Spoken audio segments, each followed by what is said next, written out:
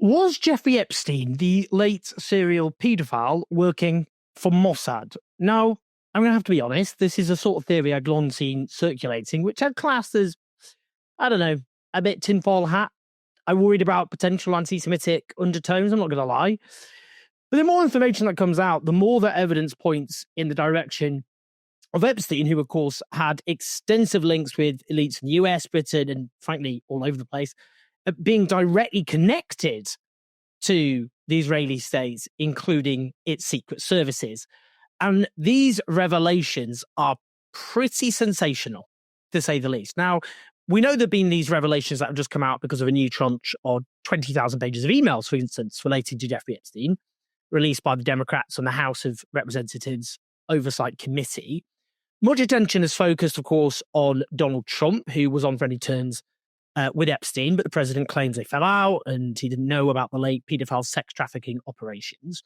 Now, in one message in 2011, Jeffrey Epstein wrote to Ghislaine Maxwell, "I want you to realize that the dog that hasn't barked is Trump. Victim, in capitals, spent hours in my house with him. He has never once been mentioned. Police chief, etc. I'm 75% there." Now, his key associate, Ghislaine Maxwell, the convicted sex offender who, of course, is in prison because of all of this, replied, "I have been thinking about that." Then there's been emails later on with Michael Wolff, the author who in 2018 wrote the book Fire and Fury inside the Trump White House, as well as other books about Trump. There were emails in December 2015 with Epstein at the outset of the contest for the Republican presidential nomination, when Trump was still an outsider in terms of outside odds.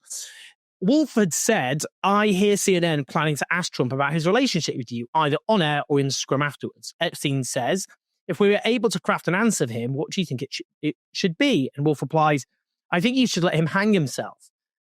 Grim, given what happens to Epstein. If he says he hasn't been on the plane or to the house, then that gives you a valuable PR and political currency. You can hang him in a way that potentially generates a positive benefit for you. Or if it really looks like he could win, you could save him, generating a debt. He adds, of course, it is possible that when asked, he'll say Jeffrey's a great guy and has got an award deal and is a victim of political correctness, which is to be outlawed in a Trump regime. Then there's an email in October 2016 on the eve of the presidential election when Wolff writes to Epstein, "There's an opportunity to come forward this week and talk about Trump in such a way that could garner you great sympathy and help finish him interested." Crucially, in August 2018, Epstein wrote, "I know how dirty Donald is." Interesting sentence, isn't it? In another email in January 2019, Epstein wrote to Wolff, "Of course he knew about the girls," as he asked Elaine to stop. All of this suggests Trump knew about what Epstein was doing. That's the implication. Trump denies all this. I don't want to get sued by Trump, like the BBC, billion dollar lawsuit. And that he was claiming to have dirt on Trump. Now, we also learned about the links between Epstein and Peter Mandelson, the former British Labour cabinet minister who was appointed by British Prime Minister Keir Starmer as UK ambassador to the US, as we had to resign in disgrace because of his links to Epstein. When Epstein was first prosecuted, Mandelson expressed his support for Epstein and urged him to fight for early release. In September, Mandelson had said he felt utterly awful about my association with Epstein 20 years ago. But these emails show they were still in friendly contact, exchanging emails in 2016, which of course is 9 years ago and 3 years before Epstein allegedly killed himself.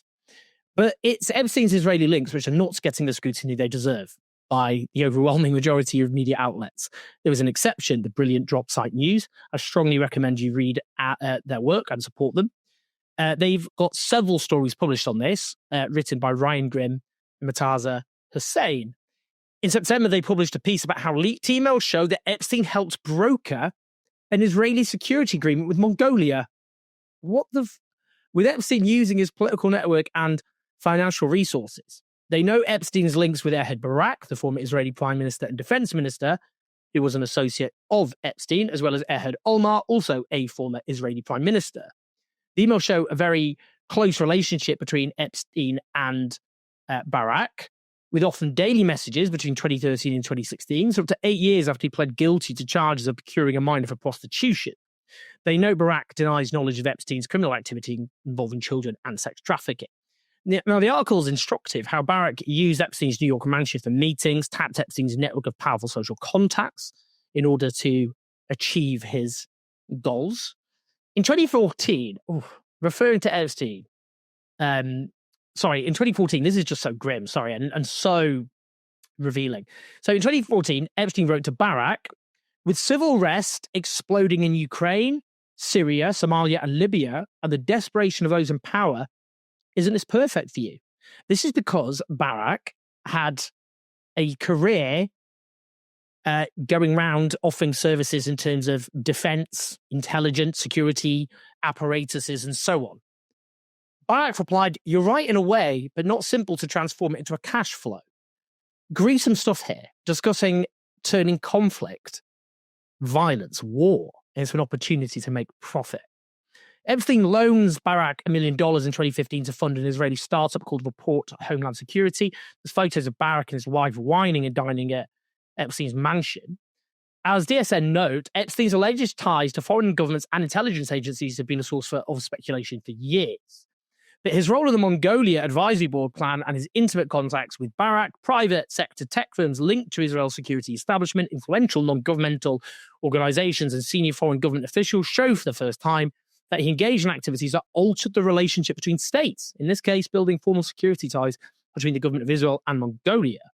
In October, they published another piece headlined Jeffrey Epstein and the Mossad, how the sex trafficker helped Israel build a back channel to Russia amid Syrian civil war. It looks at how Epstein successfully secured a private meeting between head Barack and Vladimir Putin to discuss a Russian brokered end to the conflict, including securing Russian support for a negotiated removal of Syria's President Assad. Another investigation was published last week, headlined Jeffrey Epstein helped Israel sell a surveillance state to Cote d'Ivoire. The article is about Epstein, and again, Dropsite News know that after Barack's political career ended, he became what is described as a salesman of Israeli security services to embattled governments, which particularly meant giving Israeli intelligence figures an influential role in shaping the security apparatuses of countries in Africa. And the piece focuses on Cote d'Ivoire. In that country, Barack was reportedly treated not as a freelancer, but as a representative of the Israeli state.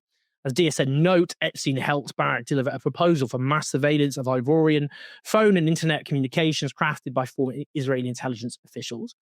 This then led directly to an official security agreement between Israel and Cote d'Ivoire in 2014. Since then, its ruler has banned public demonstrations, arrested peaceful protesters, and has recently defied his country's constitution to stay in power. He relies on Israeli security firms to help maintain his rule.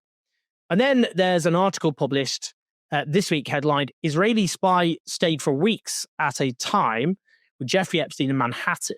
Now, this really is important. Documents released by the House Oversight Committee find direct evidence of Epstein's links to Israeli intelligence, his personal diary showing that a senior Israeli official named Yoni Koren, with personal ties to the director of the CIA, lived at Epstein's Manhattan apartment for multiple long periods between 2013 and 2016. According to the emails, Barack used Koren as an intermediary to exchange information with Israel's military intelligence directorate and also show Barack giving Epstein Yoni Koren's bank details to wire funds to them. Not clear if they were actually transferred. What's going on here then? The former Israeli Prime Minister Naftali Bennett has aggressively denied that Epstein has ties to the Israeli intelligence services. He said, as a former Israeli Prime Minister with the Mossad, having reported directly to me, I say to you with 100% certainty, the accusation that Jeffrey Epstein somehow works for Israel or the Mossad running a blackmail ring is categorically and totally false. So, the accusation here is along the lines of, with the sex trafficking empire Epstein had, he used that to blackmail powerful people by linking them directly to the hideous criminal activity involving minors, children, and therefore to get them to support the interests of the Israeli state. That's the gist. Naftali Bennett called it a vicious wave of slander and lies against Israel. The problem here being that the Israeli state lies through its teeth about everything and calls lots of things we know are true slander and lies against Israel. That doesn't mean this is true necessarily, because we haven't proven that specific allegation. Now, when Ghislaine Maxwell was asked by the Deputy Attorney General if she'd ever had contact with the Mossad agent, she said, well, not deliberately. She was asked then, pardon me, and she repeated, not deliberately. When asked, do you think that Mr. Epstein was getting any money from any intelligence agency, including Mossad, she answered, I don't believe so, but I wouldn't know. I would be very surprised if he did. I don't know. No, I'm sorry, I don't think so, no. It's not fulsome. They're not fulsome denials. We should know that part of the claims against Epstein here rest on his relationship with Les Wexner, who's a pro-Israel billionaire. Was Epstein directly working for the Israeli state? We don't know that for sure. But the evidence of his links with Israel are overwhelming, absolutely overwhelming. And I've just gone through what we already know. And that's just what's been revealed. Obviously, massive kudos to Dropsite News, who are doing sterling investigative work as ever. And I should say on that, because this is in relation to work I have myself published with Dropsite News, you may have seen that BBC News Online's Middle East editor is taking legal action against me over my work on the BBC's editorial approach to Israel and Palestine. I strongly disagree with his claims, and if necessary, I look forward to vigorously defending my reporting in court. I want to thank the brilliant Dropsite News who do crucial journalism for their support. And not, by the way, just sharing Dropsite News journalism because of that. I think I published my work with them because I am such a big fan of their investigative work, and they're doing brilliant stuff. The sort of work that other far more resourced outlets should be doing, but aren't. Anyway, fascinating stuff. I'll keep an eye on this. Press like and subscribe. Leave your comments. Help us take on the hideous mainstream media, which has played a increasingly catastrophic role in the dystopian world in which we live.